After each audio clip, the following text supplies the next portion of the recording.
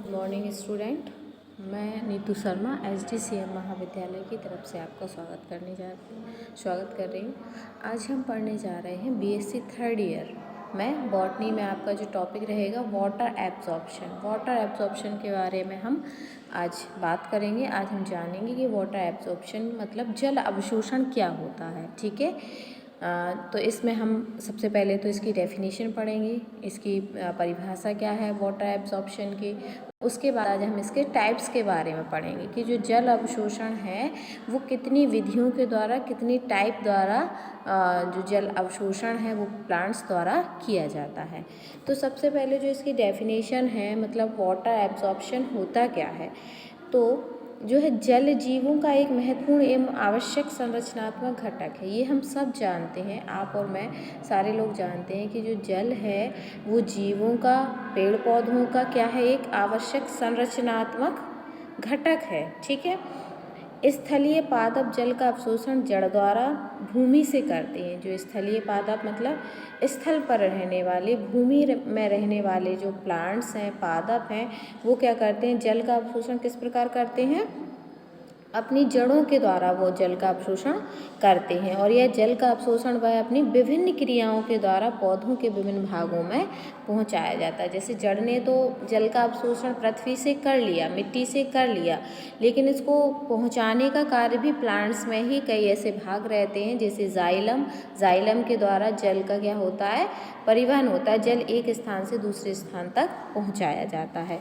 ठीक है, सॉइल में लगभग 25% जल पाया जाता है जो भूमि में कई रूपों में रहता है।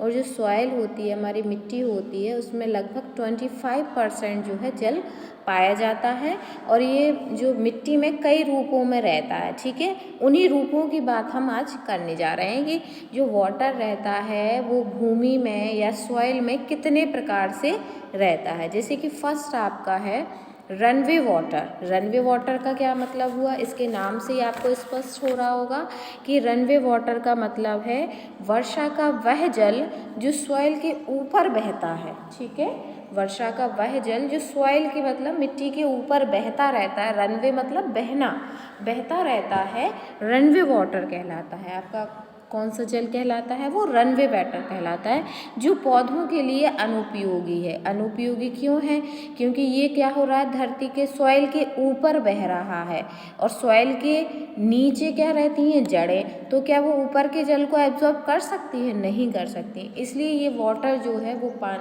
प्लांट्स के लिए क्या होता है, अनुपयोगी होता है। दूसरा यदि हम वाटर की बात करें तो दूसरा है आपका हाइग्रोस्कोपिक वाटर। दूसरा आपका वाटर क्या है, हाइग्रोस्कोपिक वाटर। हाइग्रोस्कोपिक मतलब आर्द्रताग्राही जल। हाइग्रोस्कोपिक मतलब क्या होता है आपका, हिंदी में उसको बोल सकते हैं आर्द्रताग्राही जल।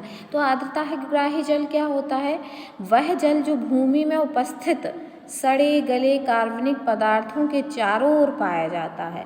ऐसा जल जो भूमि में क्या रहता है, भूमि में उपस्थित सड़े गले कार्बनिक पदार्थों के चारों ओर पाया जाता है, हाइग्रोस्कोपिक वाटर कहलाता है। यह भी पौधों के लिए क्या होता है, अनुपयोगी, क्योंकि ये पानी कहाँ पाया जा रहा है, सड़े गले कार्बनिक पदार्थों के चारों ओर, जबकि सड़े गले पदार्थों के पास जो है जड़ें नहीं रहती हैं, वो रहती हैं भूमि के अंदर। तो ये भी एक तरह से प्लांट्स के लिए क्या हो गया, अनुपयोगी जल हो गया। दूसरा यदि हम केमिकली कंबाइंड वाटर की बात करें, केमिकली कंबाइंड वाटर की बात करें तो भूमि में जल रासायनिक पदार्थों से संयोजन कर उपस्थित रहता है। जो भूमि होती है, हमारी सॉइल जो रहती है, मिट्टी में जो जल पाया जाता है वो क्या करता है, कई रासायनिक पदार्थों के साथ अपने संबंध बनाता है और संयोजन के द्वारा ही उसमें वो केमिकली कंबाइंड वाटर पाया जाता है। रासायनिक पदार्थों से संयोजन कर उपस्थित रहता है, तो उसे, क्योंकि ये रासायनिक पदार्थों से संयोजन करता है इसलिए हम इसको क्या बोलते हैं, केमिकली कंबाइंड वाटर कहते हैं। यह भी पौधों के लिए अनुपयोगी होता है और इसमें केमिकली कंबाइन हो मतलब रासायनिक पदार्थ हो तो वह भी क्या हो गया, पौधों के लिए क्या हो गया, अनुपयोगी। जैसे FeSO4 में आपका जल पाया जाता है, 7H2O, CuSO4, है ना, इन सब में। नेक्स्ट यदि हम बात करें कैपिलरी वाटर की, कैपिलरी वाटर क्या होता है? केशिकत्व जल। इसको हम क्या बोलते हैं? केशिकत्व जल। तो जल की वह मात्रा जो पृष्ठ तनाव के कारण मृदा में उपस्थित नॉन कॉलाइडल कणों द्वारा बनाई गई कैपिलरीज में एकत्रित होती है। ऐसी मात्रा जो जल के कणों में उपस्थित होती है, जल की कैपिलरीज में उपस्थित होती है, भूमि के कणों में उपस्थित रहती है, तो हम उसको क्या बोलते हैं? कैपिलरी वाटर कहते हैं। और यह जल पौधों के लिए सरलता से उपलब्ध होता है, क्योंकि जड़ें उसकी क्या रहती हैं? भूमि के अंदर फैली रहती हैं, और उनमें जो बीच बीच में, मान लीजिए सॉइल में जो बीच बीच में स्पेस खाली रहता है, उसमें यह पाया जाता है जल। इसलिए हम इसको क्या बोलते हैं? कैपिलरी वाटर या केशिकत्व जल। तो ये क्या रहता है? यही प्लांट्स के लिए बहुत ही उपयोगी रहता है, ठीक है, क्योंकि प्लांट्स इस जल को आसानी से क्या कर सकते हैं? ग्रहण कर सकते हैं। उनकी जड़ें आसानी इस जल को अवशोषित कर सकती हैं। अधिकांश जल अवशोषण का प्रमुख स्रोत होता है। जो आपका ये कैपिलरी वाटर है, वो ज़्यादातर पौधे कैपिलरी ही वाटर अपने उपयोग में लाते हैं। जितना भी वाटर वो एब्जॉर्ब करते हैं, जितना भी वाटर वो रूट के द्वारा एब्जॉर्ब करते हैं धरती से, उसका बहुत सारी मात्रा किस वाटर की होती है? आपकी कैपिलरी वाटर की। नेक्स्ट यदि हम वाटर की बात करें तो नेक्स्ट है आपका ग्रेविटेशनल वाटर। ग्रेविटेशनल वाटर क्या होता है?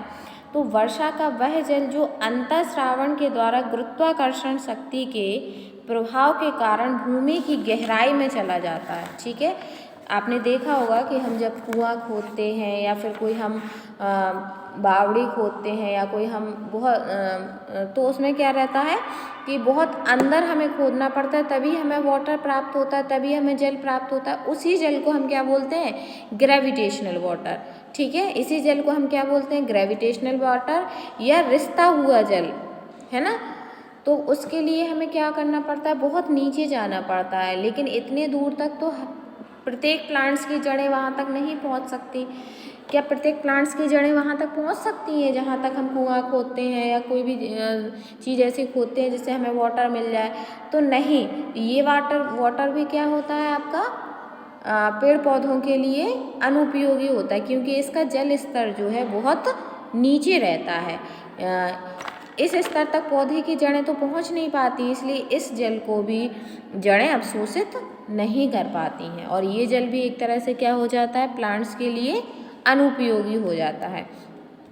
यदि हम दूसरी इसके नेक्स्ट उसकी बात करें तो नेक्स्ट है आपका वेपोराइज्ड वाटर। वेपोराइज्ड वाटर क्या होता है? वेपोराइज्ड वाटर मतलब आपको समझ में ही आ रहा होगा कि भाप के रूप में पाया जाने वाला जल, है ना। भूमि का कुछ जल वाष्प के रूप में सॉइल के कणों के बीच खाली स्थानों में पाया जाता है। वाष्प के रूप में ये क्या हो जाता है? जो भूमि में जो खाली स्थान रहता है, मिट्टी के बीच, सॉइल के बीच जो खाली स्थान रहता है, उसमें ये पाया जाता है, जिसे वाष्पीकृत जल कहते हैं। और इस जल को हम क्या कहते हैं? वेपोराइज्ड वाटर को वाष्पीकृत जल कहते हैं। पौधे इस जल का भी अवशोषण नहीं कर पाते हैं, ठीक है। पौधे इस जल को भी अवशोषित करने में सक्षम नहीं होते हैं। तो हमने क्या जाना? इस प्रकार पौधे मृदा में उपस्थित कैपिलरी वाटर का ही अवशोषण करते हैं। मतलब इतने सारे हमने जल के बारे में पढ़ा, runway water, hygroscopic water, chemically combined water, capillary water, gravitational water, vaporised water. लेकिन इसमें से जो प्लांट्स के लिए उपयोगी जल है, जिसको प्लांट्स ग्रहण कर सकते हैं, प्लांट्स के लिए वो उपयोगी है, तो वो केवल कौन सा है आपका? कैपिलरीज वाटर, केशिकत्व जल। इसमें क्या है?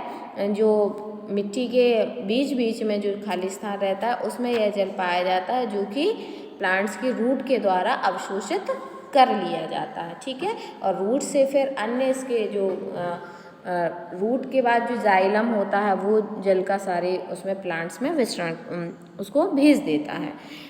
तो इस प्रकार हमने क्या जाना कि इस प्रकार पौधे मृदा में उपस्थित कैपिलरी वाटर का ही अवशोषण कर पाते। इसका उपयोग वे अपने जैविक कार्यों के लिए करते हैं। मृदा में उपस्थित जल की कुछ मात्रा को होलार्ड तथा इसमें से जल की कुछ मात्रा को चैसार्ड तथा अनुपलब्ध मात्रा को एकार्ड कहते हैं। मतलब जैसे जो भी मृदा में जल पाया जाता है तो उसमें से कुछ जल की कुछ मात्रा को हम किस नाम से जानते हैं? होलार्ड के नाम से। जल की जो उपस्थित जल की कुछ मात्रा को हम होलार्ड, इसमें से जल की कुछ मात्रा को हम चैसार्ड के नाम से जानते हैं।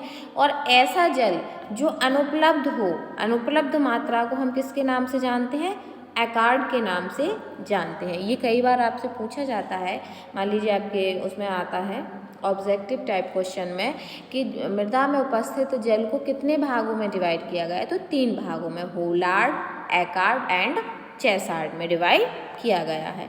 इसके आगे भी हम इसमें वाटर एब्जॉर्प्शन में हम और भी आगे पढ़ेंगे, जैसे कि absorption of water by plant, मतलब जो प्लांट्स हैं वो कैसे मृदा से जल का अवशोषण करते हैं। प्लांट एब्जॉर्प्शन ऑर्गन एंड पथ, मतलब कैसा उनका पाथ रहता है, किस रास्ते से, किस भाग से वो उसको एब्जॉर्ब करते हैं मृदा से जल को।